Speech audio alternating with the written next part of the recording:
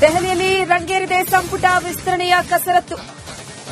DK ಸಂಪುಟ ವಿಸ್ತರಣೆಗೆ ಹೈಕಮಾಂಡ್ನಿಂದ ಹೊಸ ಫಾರ್ಮುಲಾವನ್ನ ಕಂಡುಕೊಳ್ಳಲಾಗಿದೆ. 50-50 ಫಾರ್ಮುಲಾ ಅನುಸರಿಸೋದಕ್ಕೆ ಹೈಕಮಾಂಡ್ ಈಗ ಚಿಂತನೆಯನ್ನ ನಡೆಸ್ತಾ ಇದೆ. ಹಳೆ ಹೊಸ ಮುಖಗಳಿಗೆ ಸಮಪಾಲನ್ನ ನೀಡೋದಕ್ಕೆ ಯೋಜನೆಯನ್ನ ಹಾಕಿಕೊಳ್ಳಲಾಗ್ತಿದೆ. ಸಂಪುಟದಲ್ಲಿ ಇಬ್ಬರು ಮಹಿಳೆಯರಿಗೆ ಅವಕಾಶವನ್ನು ನೀಡೋದಕ್ಕೆ ಪ್ಲಾನ್ ಮಾಡಿಕೊಳ್ತಾ ಇರುವಂತದ್ದು. ಅಲ್ಪಸಂಖ್ಯಾತ ನಾಯಕರ ಪ್ರಾತಿನಿಧ್ಯಕ್ಕೂ ಕೂಡ ಇಲ್ಲಿ ಲೆಕ್ಕಾಚಾರವನ್ನ ಹಾಕಲಾಗ್ತಿದೆ. 2 ರಿಂದ 3 ಅಲ್ಪಸಂಖ್ಯಾತ ಮುಖಂಡರಿಗೆ ಪಟ್ಟ ನೀಡುವ ಸಾಧ್ಯತೆ ಇದೆ. ಕಲ್ಯಾಣ ಕರ್ನಾಟಕಕ್ಕೂ ಕೂಡ ಸಿಂಹಪಾಲು ನೀಡುವ ಇರಾದೆ ಇರುವಂತದ್ದು. ಸಂಪುಟದಲ್ಲಿ 3 ರಿಂದ 4 ಕಲ್ಯಾಣ ಕರ್ನಾಟಕ ಶಾಸಕರಿಗೆ ಅವಕಾಶವನ್ನ ನೀಡೋದಕ್ಕೆ ಯೋಜನೆಯನ್ನ ರೂಪಿಸಲಾಗ್ತಾ ಇದೆ. ಸಿಎಂ, ಮಾಜಿ ಸಿಎಂ ಜೊತೆಗಿಂದು ಹೈಕಮಾಂಡ್ ನಾಯಕರು ಚರ್ಚೆಯನ್ನ ನಡೆಸಲಿದ್ದಾರೆ.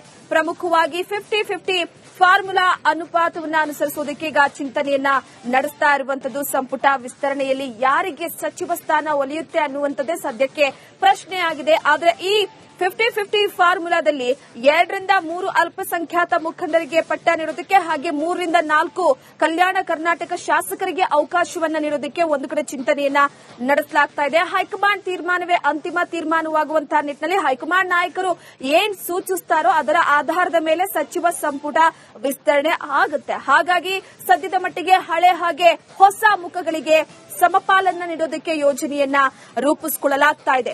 ಇದರ ಜೊತೆಗೆ ಇಬ್ಬರು ಮಹಿಳೆಯರಿಗೆ ಅವಕಾಶ ನೀಡೋದಕ್ಕೆ ಪ್ಲಾನ್ ಅನ್ನ ಮಾಡಿಕೊಳ್ಳಲಾಗ್ತಿದೆ. ಆ ಇಬ್ಬರು ಮಹಿಳೆಯರು ಯಾರು ಅನ್ನುವಂಥದ್ದು ಸದ್ಯಕ್ಕೆ ಪ್ರಶ್ನೆಯಾಗಿದೆ. ಯಾಕಂದ್ರೆ ಈಗಾಗಲೇ ಒಂದು ಪಟ್ಟಿಯನ್ನ ಹೈಕಮಾಂಡ್ ನಾಯಕರಿಗೆ ನೀಡಿರುವಂತದ್ದು. ಈ ಪಟ್ಟಿಯಲ್ಲಿ ಯಾರ್ಯಾರ ಹೆಸರಿದೆ, ಸಚಿವ ಸ್ಥಾನ ನೀಡುವ ವಿಚಾರವಾಗಿ ಹೈಕಮಾಂಡ್ ಯಾರಿಗೆ ಅಸ್ತು ಅನ್ನುತ್ತೆ ಅನ್ನುವಂತಹ ವಿಚಾರವಾಗಿ ಒಂದಷ್ಟು ಪ್ರಶ್ನೆ ಇನ್ನೂ ಕೂಡ ಇದೆ. ಅಲ್ಪಸಂಖ್ಯಾತ ನಾಯಕರ ಪ್ರಾತಿನಿಧ್ಯಕ್ಕೆ ಲೆಕ್ಕಾಚಾರ ಹಾಕಿದ್ದಾರೆ. ಯಾಕಂದ್ರೆ ಮುಂದಿನ ದಿನಗಳಲ್ಲಿ ಚುನಾವಣೆಯನ್ನ ಗೆಲ್ಲೋದಕ್ಕೆ ಈಗಲೇ ರಣತಂತ್ರವನ್ನ ರೂಪಿಸಬೇಕಾಗಿದೆ. ಒಂದಷ್ಟು ಪ್ಲಾನ್ ಅನ್ನು ಹಾಕೊಳ್ಳಲಾಗಿದೆ. ಸದ್ಯದ ಮಟ್ಟಿಗೆ ಮುಂದಿನ ಚುನಾವಣೆಗಳು ಬಹಳ ಮುಖ್ಯವಾಗಿರುವಂತಹ ಹಿನ್ನೆಲೆಯಲ್ಲಿ ಒಂದಷ್ಟು ಎಚ್ಚರಿಕೆಯ ಹೆಜ್ಜೆಯನ್ನ ಇಡೋದಕ್ಕೆ ಕೂಡ ಹೈಕಮಾಂಡ್ ನಾಯಕರು ಮುಂದಾಗ್ತಿದ್ದಾರೆ.